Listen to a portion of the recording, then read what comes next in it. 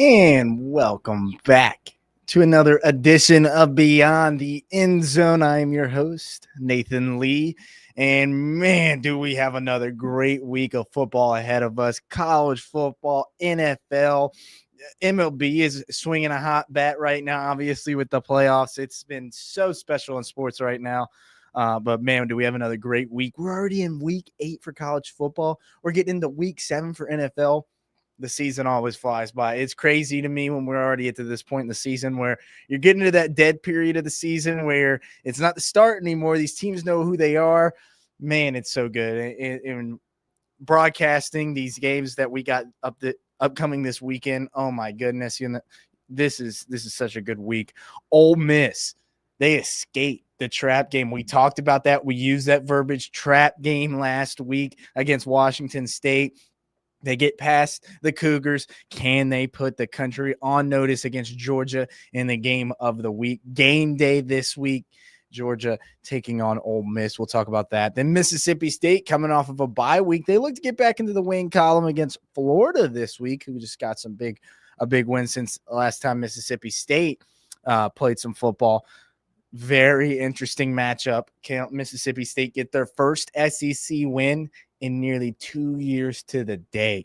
I know, insane. We're going to break down that game in just a minute. Then the Saints, my poor Saints, 1-5 for the first time since 1999. Had to look that one up. Not a great stat. Not happy about that one. They come into this week against a Chicago Bears team that's won 3 straight and looking really good. Can the Saints pull off the upset? And I'm going to break down a little bit of extra motivation possibly in this game for the Saints when you look at a coach on Chicago's side that used to be a New Orleans Saint not too long ago. But first, it's time to announce your game of the week, which is a clash. Oh my goodness. This is a clash of MAIS Giants this season in MRA and Park Lane Academy. Now, this is going to be such a good game, y'all. This right here, MRA, right? We've been talking about them all season. They've been our game of the week multiple times now because they keep on winning. They are rolling 6 straight wins. It's been a long time since that Ravenwood game week 1. I was out there giving all those highlights. It's been a long time since that game. The Patriots rank number 1 right now in their district. And man, this offense is something special like always. Still averaging 42 points a game, over 281 passing yards a game. They're also running the ball really well. They're led by Samuel Stockett, their quarterback. He's thrown for nearly 2,000 yards this season and 16 touchdowns. Running back Colson O'Kane, he's got 14 touchdowns on the season. He is the guy in the backfield leading the way. And then, of course, Case Thomas. We talked about him before. He has been special, like always, out there on the outside at receiver. That's leading the way for MRA on offense. Defense, Cade Gentry, along with linebackers James Downer, Jack Ridgway, Parker Durham. We talked about these guys before. They are playing some good ball. They're only allowing 23 points a game and playing better as the season goes along. Now to the Pioneers, Park Lane Academy. We got out to their game last week against Brookhaven Academy. So this is your highlights on your screen right now, some of them. And, man, did they show up and have some plays. That was a heck of an interception right there. When you look at the Pioneers, they're led by a pretty dang good offense as well, averaging over 35 points a game, led by quarterback Braxton Hughes. And, man, this defense, that's what I'm very interested in this game. The defense for Park Lane Academy, allowing less than 4 points a game this season. They've gotten some good wins already on their record. They beat a Jackson Academy earlier this year, or a Jackson Prep, earlier this season. What a win that was, right? But now, looking at this, right, how does the MRA offense fare against this great Park Lane defense? The offense for the Patriots is hard to doubt. I'm a person that anytime MRA is playing, I'm expecting big plays on offense. I'm expecting something similar in this one, but this is your game of the week. Can Park Lane's defense stop the potent offense for MRA? Very excited about this one. Like I said, tune in for your Endzone show at 10 p.m. tomorrow night to get all the updates in this one from our live reporter that will be out there, Teddy Reedy, as well as many other games throughout the state for your Endzone show. Also, 5 and 6 o'clock, we'll be having live interviews with both coaches of both teams to kind of break down the game and get y'all ready for a great Friday Night Lights showcase like always. All right, let's keep this thing rolling to some college football now. Wow, we got a great game. It's a big one for your Ole Miss Rebels. Yes, they are taking on the Georgia Bulldogs. Now, they may have fell a spot, the Ole Miss Rebels, in the AP Top 25 poll, but they have a big opportunity this Saturday to put the entire country on notice in this game against Georgia, which is the game of the week for me. There's a lot of good games, though. I can't lie. There is a lot of good games, but this is such an important game for the SEC, for both teams, for how the college football playoff will shape out. Like I said, my game of the week. This is the only top 10 matchup of the weekend, officially making it game day, like I told y'all earlier before. Also, when you look at the SEC standings, Ole Miss is currently number 1 in the SEC, with Georgia looming in 4th place. Obviously, that loss to Alabama is what's got them right there. This is a massive game when you talk about implications on the SEC championship game in December. Who wins this game is going to have real control of their own destiny, right? Obviously, a lot of football to play after this game, but still, this is such a massive game when you look at those implications. And for me, when you look at the matchup, right, when we get down to the nitty-gritty on the field, what do I think about this matchup? The trenches, offensive line and defensive lines. That will make it or break it for either squad.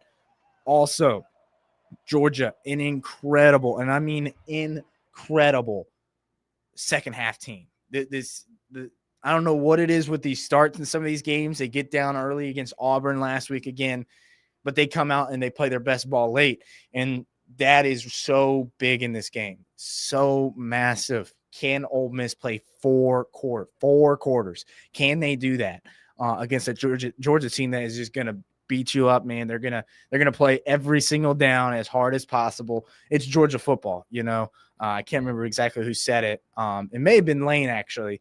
He was talking about kind of, actually, you're going to hear that in the soundbite here in just a second, about how Kirby Smart is pretty much the Saban now of college football. He pretty much took his entire program, same philosophies, same expectations, and he's just done it at Georgia. He just replicated it there, and now they're the giants of college football, have been for a minute now. So very interesting matchup, but back to kind of those keys, the defensive line, offensive line. This is what head coach Lane Kiffin had to say about that matchup and the importance of winning the trenches.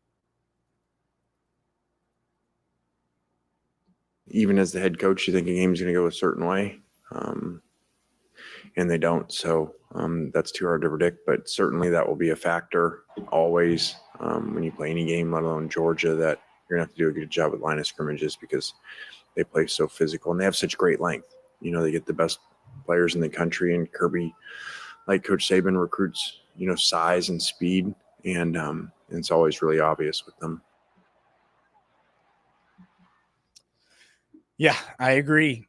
Georgia's defensive line is very interesting in this game. Can they bottle up that Ole Miss run game? That is another part. That's why I'm going to close out the Ole Miss conversation here on this. The run games. Both teams can run the ball. Georgia stops the run a little bit, not a little bit, a good bit better than Ole Miss. Statistically, we saw what Ole Miss did, though, against LSU, stopping the run really well. Last week kind of took a little bit of a step back once again against Washington State. So, run games, and can Ole Miss make this a 4-quarter game? It's going to be tough. It's going to be a tough game out there in Athens, Georgia. Very intrigued by this matchup. I told y'all, and I probably sound like a broken record, the SEC is just going to beat itself up. It's just going to continue to beat itself up. These next 2 games for Ole Miss, Georgia, Oklahoma. These 2 games right here, Ole Miss, if they can get out of it 1-1, you got to feel good. But if you can get out of this 2-0, the rest of the schedule is looking very favorable for the Rebels, and you got to be feeling really good about getting into that SEC championship game undefeated and pretty much guaranteeing yourself a spot in the playoff, you know, at that point. Very, very intrigued by this game. Now, let's get to the Mississippi State Bulldogs as they take on Florida. Florida, very interesting team, right? Come out this season, and they have not looked that great, and then they get some good wins. So how good is this Florida team? The predictions, at least, or my bad, I'm mixing up words, who's favored in this game. When I show y'all later, they're going to show you how much this Florida team is really being liked in this game. A little shocked by that, but not because of Florida's recent success. But let's talk about Mississippi State, right? They're coming into this one, like I said earlier, their first SEC win of the season. That's what they're looking for. But it's not just that. They're also in search of their first SEC win in nearly 2 years to the day. Their last conference win was on October 21st in 2023. So it's safe to say this is long overdue. Very much needed win, and would be such a good win for the Levy, era out there in Mississippi State and Starkville. But how do they do that? Well, first, they have to start humming on offense like they were those first 4 weeks. Obviously, now in SEC play, it's a lot more difficult to do what they were doing in those first 4 weeks against SEC play, but they got to do that, and you got to protect Blake Shapen, and you got to slow down this solid Gators defense. People have talked about Florida and not living up to expectations, but this defense is still really, really good. It's still a really good defense, right? You can't discount that. Maybe DJ Lagway has not played up to expectations so far this season, the quarterback for Florida. But when he's humming and the defense is playing like they've been playing, this is not an easy team to play. This is not an easy game, right? I don't care about these finishes that we've seen earlier in the year against a USF, who's actually a really good football team, South Florida. I don't want to hear that when you get into these SEC games, right? You're going to get the best from both teams, I believe, in this game. Very intrigued by this matchup as well. I know I said that a lot for Ole Miss game against Georgia, but this one's such an interesting game to me.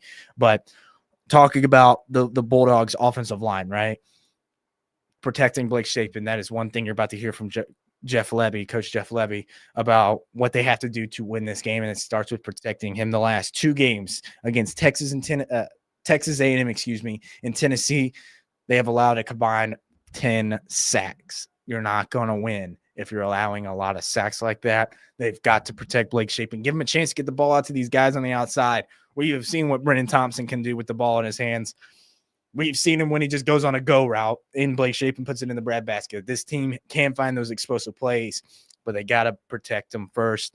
And we're talking about the defense.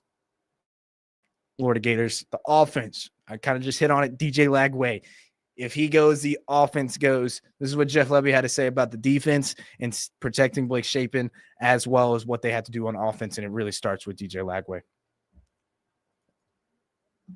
Defensively, they have played great team defense, and they do. They've got a roster that's full of very, very talented players at all 3 levels of the defense. So we're going to have to do a great job winning matchups. We're going to have to do a great job of keeping Blake clean. That has obviously been a theme. But I like where we're at from a game plan standpoint. And then for them, offensively, it's all going to go through DJ.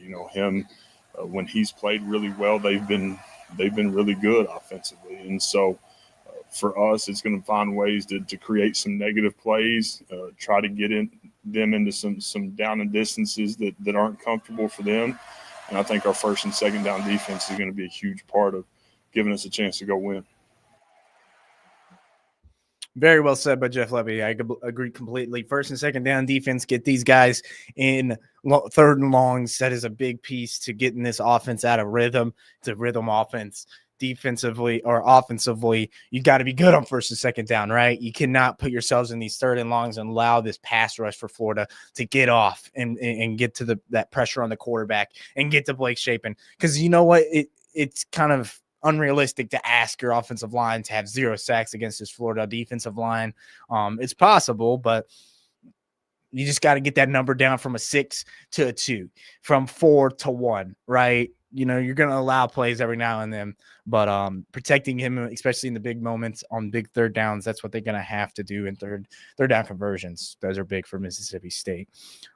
Closing out on college football talk, did not just skip over our Jackson State Tigers. What a win that was this past weekend. Unbelievable game. They were on a bye this week, so we did not hear from Coach T.C. Taylor. But what a win. Coming down to the very last second, quite literally, time expiring off the clock on the last play there against Alabama State in homecoming. What a game. What a finish. Jackson State, 5-1. cooking. They look good. They look really, really good.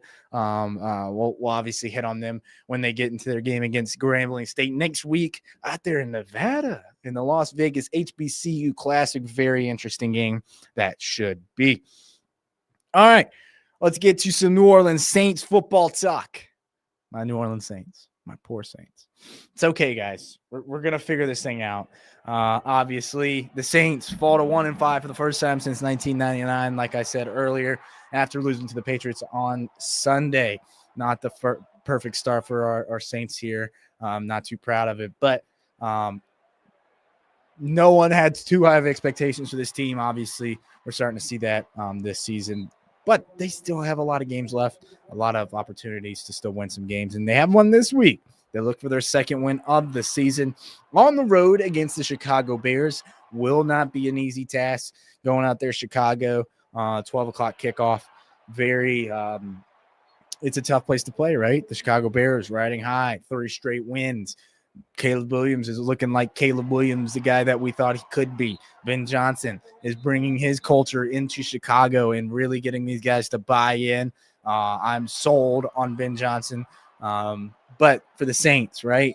What is the thing here that's really holding them back? What's the thing that I've noticed, at least, that's holding them back big time? We talked about the penalties earlier in the season. They've gotten better. We're still seeing some, boneheaded penalties, right?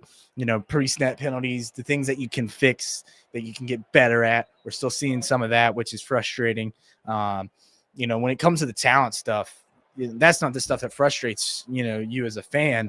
It's the stuff that you don't need to do, the boneheaded penalties, missing assignments, even though that's a whole conversation right now with PFF. What is your assignment on a football field? But, and missed opportunities. That's where I wanted to get this to. The missed opportunities for the Saints is the biggest issue for this team.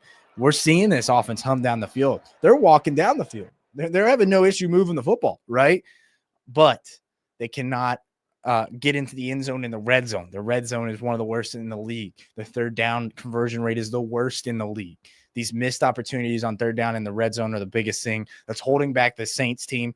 This is what quarterback Spencer Rattler had to say, about getting better in the red zone specifically, getting 7 points instead of 3, these opportunities that we've been talking about. This is what Spencer Rattler had to say about getting better there.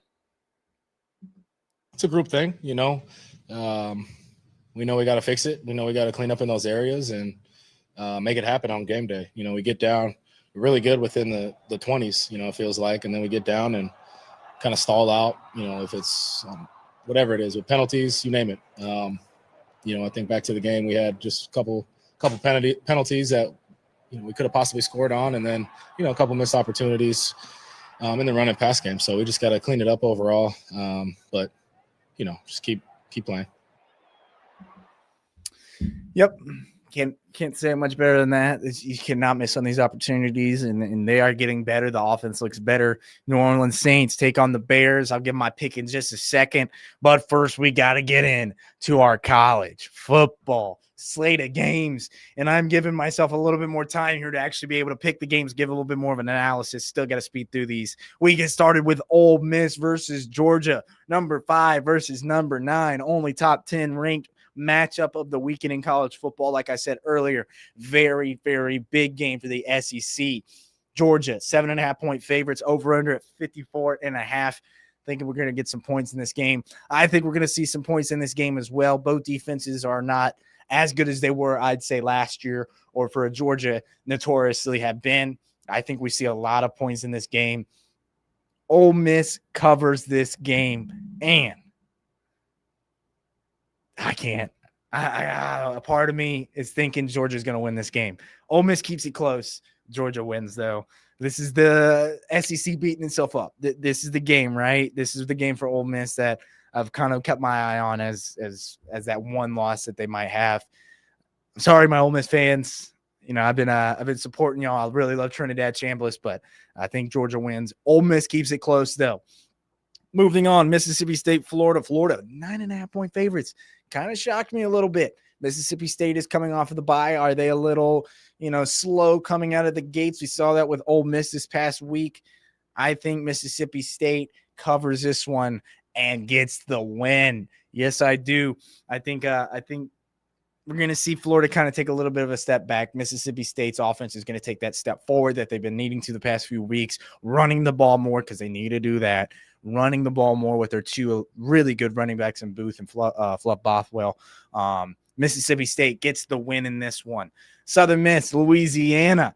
Big game for Southern Miss to keep things rolling for them in the Sun Belt, right? 3.5-point favorites, 54.5 is the over-under 4 o'clock kickoff.